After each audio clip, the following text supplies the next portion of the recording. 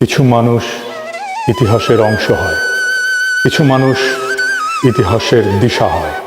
আমাদের প্রজন্মের জন্য খালেদা জিয়া ছিলেন দিশা, রাজনৈতিক আলোর দিশারি ছিলেন খালেদা জিয়া।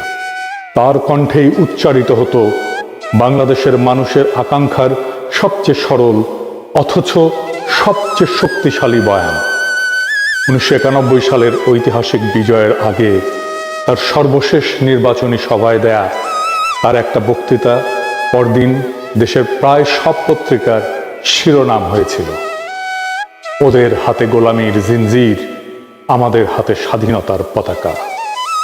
বাংলাদেশের কোনো রাজনৈতিক নেতা কখনো দেশের সম্মিলিত ভয় এবং স্বপ্নকে এত গভীরভাবে, এত সহজে ভাষা দিতে পারেনি। আমাদের জাতির সবচেয়ে প্রাথমিক এবং সবচেয়ে প্রকট রাজনৈতিক শঙ্কা, ভারত আমাদের একদিন হয়তো মিথিক্যাল অখণ্ড ভারতের অংশ বানিয়ে ফেলবে।